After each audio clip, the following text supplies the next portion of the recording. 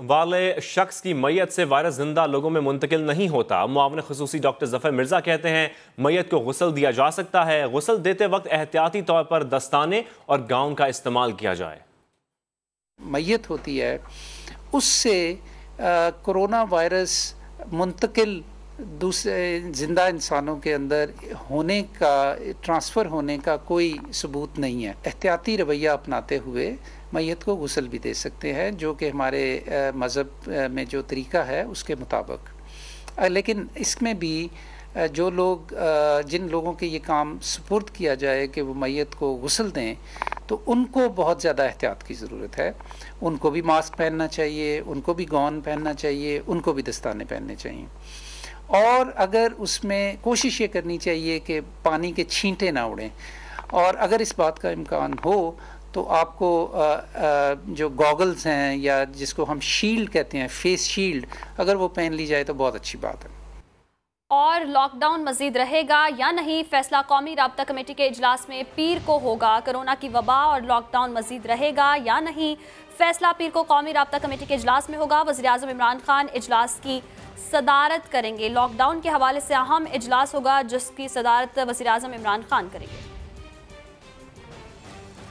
कराची के ट्रांसपोर्टर ने गाड़ियां चलाने की इजाजत देने का मुतालबा कर दिया। कराची ट्रांसपोर्ट इत्तेहाद ने आज इजलास बुला रखा है जिसमें गाड़ियां चलाने से मुतालिक फैसला किया जाएगा।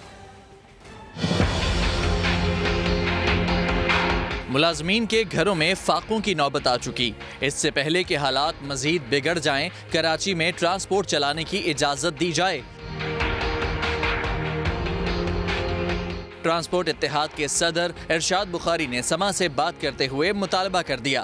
हमारे ड्राइवर कंडक्टर भूखे मर रहे हैं, उनका कारोबार रोजगार यही है और जरिया माश कोई नहीं है। अब हम मजबूर हैं, मजीद इंतजार नहीं कर सकते। इरशाद बुखारी ने कहा, दूसरे सूबों में ट्रांसपोर्ट चलाने की इजाजत दे दी गई। सिंध में सबसे पहले लॉकडाउन हुआ, लेकिन अभी तक सिर्फ लारे लप्पे ही दिए जा रहे हैं। पूरे मुल्क से एक हफ्ता कबल हमारे वजीर आला साहब ने लॉकडाउन का ऐलान किया, हमने गाड़ियां खड़ी कर दी।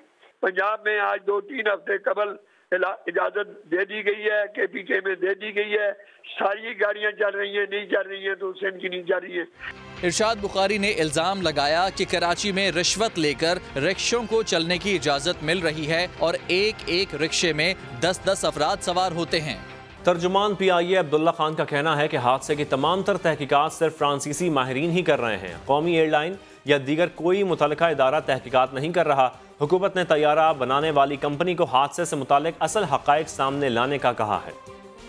जैसे आप पता है कि तहकीकाती टीम जो है AAIB वो एक्चुअली इस पूरे प्रोसेस को देख रही है और अब तमाम तहकीकात उनके पास हैं और PIA का या किसी और मुतल्लिका इदारे का अब इस पूरे प्रोसेस से कोई ताल्लुक़ नहीं है। मेरी इन्फॉर्मेशन के मुताबिक हुकूमत पाकिस्तान ने एयरबस को एज़ मैन्युफैक्चरर दरख्वास्त की है कि वो इसको डीकोड करके दें और वो इसको अभी लेके जाएंगे, उसको डीकोड करके इसकी रिपोर्ट जो है वो वापस AAIB को सबमिट कराएंगे। इन तमाम जो उनको क्लूज़ मिले हैं, जो तमाम उनको इन्फॉर्मेशन मिली है या जो उनकी टेक्निकली उन्होंने एस्पेक्ट से ये चीज़ों को देखा है, वो सारे वो इकट्ठे करके वो लेके जाएंगे और उसी के ज़रिए वो एनालाइज करके कुछ देंगे। जहाँ तक उनका ताल्लुक़ है वो कितने अरसे यहाँ पे हैं ये उन पर डिपेंड करता है। जब तक उनका काम कंप्लीट नहीं होता वो यहीं पर ही हैं।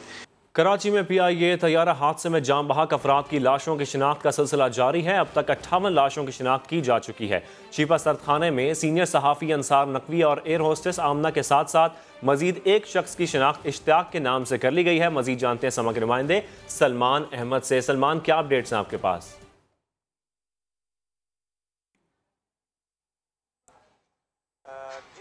यहाँ पर शीपा सरदखाने के बाहर में मौजूद हूँ और यहाँ पर जो मैयतें हैं उनकी शनाख्त का सिलसिला जारी है।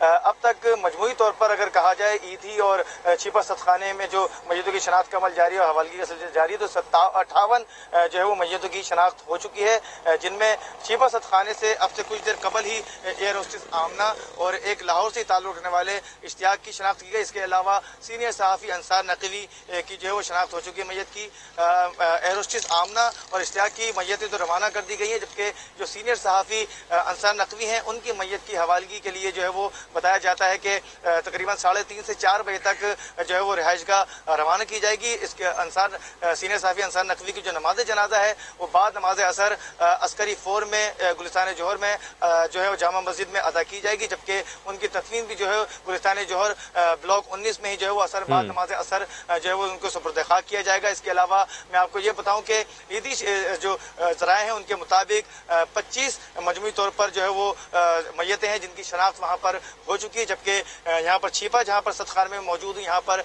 मजमूई तौर पर जो है वो तकरीबन 23 मैयतों की जो है वो शनाख्त हो चुकी है। मजीद जो है वो DNA के जरिए शनाख्त का अमल जारी है और जैसे ही DNA के जरिए शनाख्त का अमल मुकम्मल होता है तो उनके वर्सा को इतला दी जाती है, जिसके बाद जो है वो लवाहिकीन जो है वो अपने प्यारों की मैयतें जो है वो लेकर रवाना हो जाते हैं। जी ठीक है, शनाख्त का अमल अभी जारी है। सलमान, बहुत शुक्रिया तफसीलात के लिए।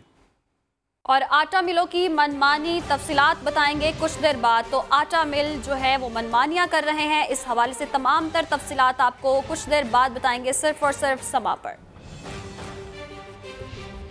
मार्च, अप्रैल और मई के बाद अब जून में भी स्कूल्स नहीं खुलेंगे। कोरोना वायरस की ताज़ा सूरत हाल को देखते हुए सिंध हुकूमत ने बड़ा फैसला सुना दिया। प्राइवेट स्कूल मालिकान का कहना है कि तालीमी सिलसिला शुरू ना हुआ तो बहुत बड़ा मसला बन जाएगा। मार्च, अप्रैल और मई के बाद अब जून में भी स्कूल्स नहीं खुलेंगे। कोरोना वायरस की ताज़ा सूरत हाल को देखते हुए सिंध हुकूमत ने मजीद 1 माह के लिए स्कूल्स बंद कर दिए, नोटिफिकेशन भी जारी कर दिया। सिंध हुकूमत के फैसले पर ऑल प्राइवेट स्कूल्स एसोसिएशन को तशवीश, कहते हैं स्टीयरिंग कमेटी का इजलास हुए बगैर स्कूल्स बंद रखने का ऐलान कर दिया गया। स्कूल कब खोले जाएंगे इसके लिए दूसरी स्टीयरिंग कमेटी जो है उसका इजलास होना था, जो कि अभी तक नहीं हुआ।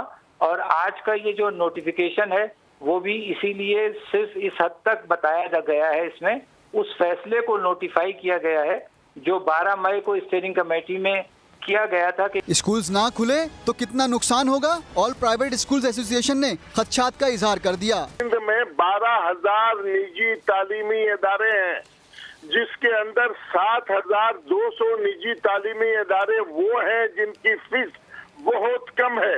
इतनी कम है कि अगर ये तालीमी इदारे बंद हो गए तो हुकूमत के लिए बहुत बड़ा मसला खड़ा हो जाएगा। स्कूल एसोसिएशंस का कहना है कोरोना के साथ जीना सीखना होगा, ये मुसलसल रहेगा। एहतियाती तदाबीर के साथ स्कूल्स खोले जा सकते हैं। और सिंध के तलबा के लिए बड़ी खुशखबरी, पहली से 12वीं तक की जमात का कोई तालिब इल्म फेल नहीं होगा। बगैर इम्तिहान दिए तलबा को अगली जमात में न सिर्फ प्रमोट कर दिया जाएगा बल्कि 9वीं और 11वीं के इम्तिहानात में फेल और गैर हाजिर तलबा को पासिंग मार्क्स दिए जाएंगे। फैसल खान इस पर रिपोर्ट करेंगे।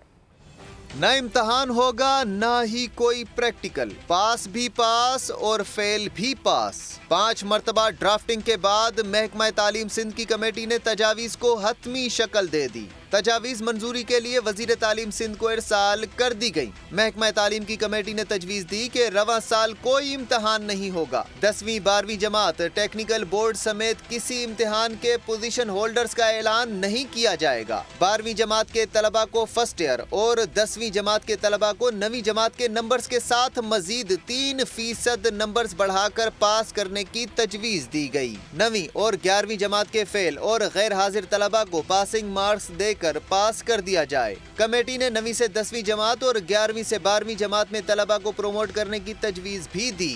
आइंदा साल इम्तहानात में 10वीं और 12वीं जमात में तलबा जो नंबर्स हासिल करेंगे वही उनके 9वीं और 11वीं जमात के नंबर होंगे। ये तजावीज़ मैट्रिक, इंटर समेत टेक्निकल बोर्ड्स के ज़ेर एहतिमाम होने वाले तमाम बोर्ड्स के लिए दी गई। सिंध भर में सालाना इम्तहानात में 9 लाख तलबा शरीक होते हैं। फैसल खान, समा, कराची।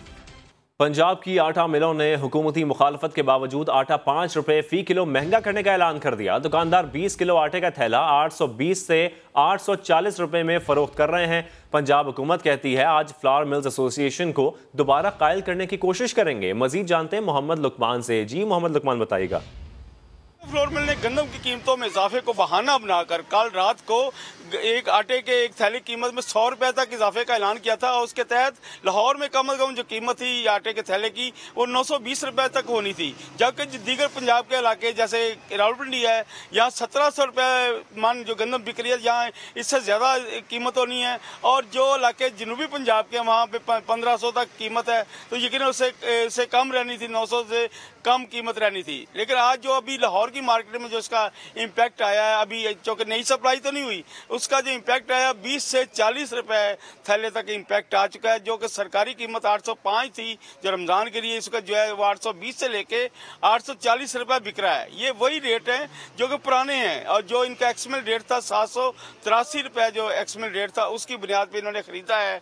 लेकिन इनका कहना है कि कई मिलों ने इससे पहले कीमतें बढ़ानी शुरू कर दी थी, इसलिए इसका इम्पैक्ट आना शुरू हो गया। और लेकिन बहुत से जगहों पर स्टॉक जो पुराने हैं उनकी कीमतें भी नहीं ली जा रही हैं। जी, इस्लामाबाद में कई रोज से जारी गर्मी के बाद बादल बरसे तो मौसम सुहाना हो गया। मजीद जानते हैं शहजाद अली से। जी शहजाद, बताइएगा।